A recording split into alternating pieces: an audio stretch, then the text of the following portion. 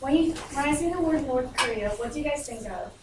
Do you think of communism, nuclear missiles, the fact that it has barely any electricity throughout the country? Do you think of Kim Jong-un, their dictator? Or how about the media interview? When people hear the words North Korea, they mostly think of these images. Most people do not think of this, or this, or this. When people ask me where I'm from and I say Korea, sometimes I get the following question: are you from North Korea or South Korea? At first I used to get really mad at this because I just thought, how ignorant can they be? But then I realized it's because some people really didn't understand what it meant to be from North Korea. They didn't understand that if a North Korean person is outside of North Korea, they're not just simply from North Korea, they're refugees. And most people don't understand why they're called refugees, and that's what I'm going to inform you guys on today. But before I go into the oppressive nature of the North Korean government, I'm going to give you guys a brief history on how North Korea came to be the country it is today. So in 1910, Japan colonized the Korean peninsula, and in order to try to gain their sense of independence back, two main nationalist Korean groups rose. One seeked assistance from communist China and Soviet Russia, while the other seeked help from Western democratic powers such as the United States. After World War II, when Japan was defeated, the Soviet Union took control of the North and the United States took control over the South. Afterwards, when separate governments were established, both sides wanted control over the entire peninsula, thus resulting in the Korean War. The Korean War technically never ended, but an armistice was reached in 1953, establishing the demilitarized zone at the 38th parallel, which can be seen here. And after their dictator Kim Jong-il died, his son Kim Jong-il took over and established a military-first policy diverting most of the country's resources and money towards building the military instead of towards the people.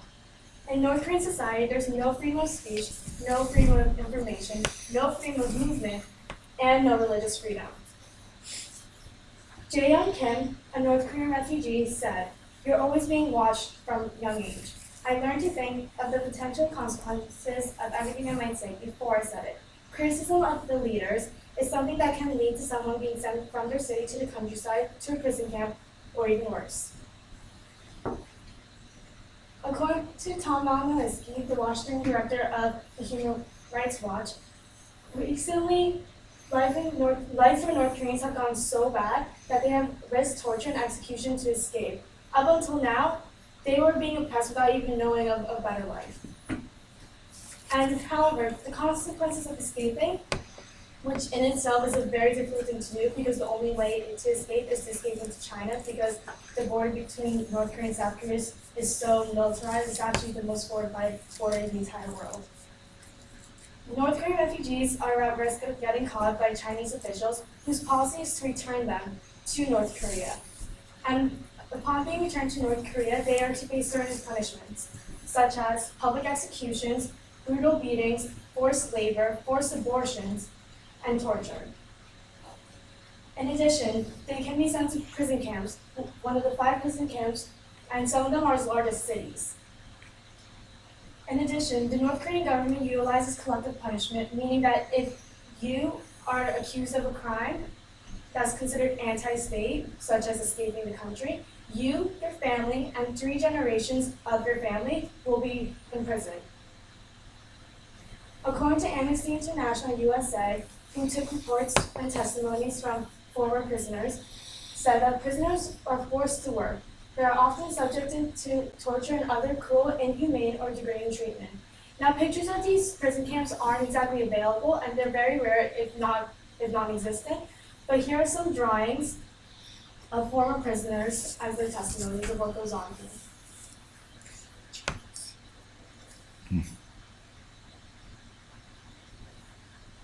And these are only 3 of the many pictures I've come across of the testimonial drawings, some of which I didn't include just because it was just too graphic. So, how about life in China for a refugee? If they're not caught by officials, which they're very lucky if they're not, North Korean refugees in China are still subjected to being sold to Chinese men who are seeking wives. If not, people smugglers deliver them to other countries for a profit, or okay, sorry. Joy, another North Korean refugee who was in China for some time, stated, "I was being treated as an animal and not as a human being. I realized that I was trapped and I didn't have any other choice but to be trafficked." Joy and many other refugees in China are subjected to being sold, and if they know that if they refuse to be sold as brides, that they would be sold to brothels or sex websites.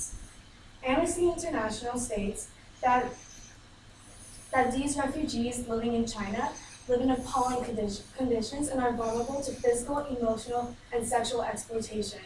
All the while, they're being denied the right to seek and enjoy asylum from persecution. Joseph Kim, in 2013, stated in his TED Talk that his time in China was even more difficult than his time in North Korea. "I thought things in China would be easier since there is more food. I thought more people would help me. It was harder than living in North Korea because I was not free. I was always worried about being caught and sent back." Joseph Kim is one of hundreds of people who are living in terror and vulnerability in China because they cannot receive the help that they need. However, there is a way to help these North Korean refugees from avoiding exploitation. Liberating North Korea is one of few organizations that allow assistance to North Korean refugees, help them rescue them from China, and then help them resettle into new free lives. Now, some of you may say that there's really no logic to helping North Koreans, like rationally. You don't lose anything if you don't do it. You don't gain anything by doing anything to support them, which is true, as harsh as it may sound. But here's why you should care and why you should do something. Never forget. That is what people said about the Holocaust. Never forget so it may never happen again. But it is happening again, today. These horrific prison camps that you've seen from the Holocaust exist today, if not worse. And by not doing anything to help North Korean refugees, there is more likely that they will get caught in China and being sent back to these horrific prison camps. North Korean people are victims of nearly every type of crime, and if you were them, if you were a North Korean refugee, if you were living like this, wouldn't you want someone to care? Wouldn't you want someone to do anything to help? So, now you may be thinking, "Oh, what should I do? I want to do something." I'm glad you asked. The easiest thing you could do is just become aware of the refugee crisis that's going on. Once you become aware, you can raise awareness to other people who are ignorant. You can go on to libertynorthkorea.org and read up on the hundreds of refugee stories there are from the many people they've helped rescue. You can also like their page on Facebook or follow them on Twitter, and just with one click of a button, you can share a refugee story to your friends and your followers. What you can also do is you can donate to Liberate North Korea.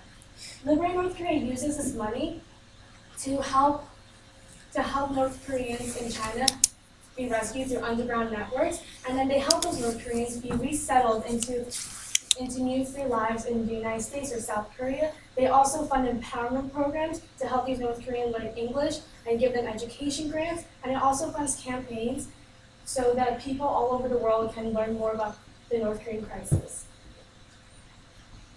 Link has so far saved 542 refugees, and 400 of them have been resettled in the United States or South Korea with the help of Link. You can make a one-time donation or a monthly donation. I myself have been donating once a month for $5 ever since last fall.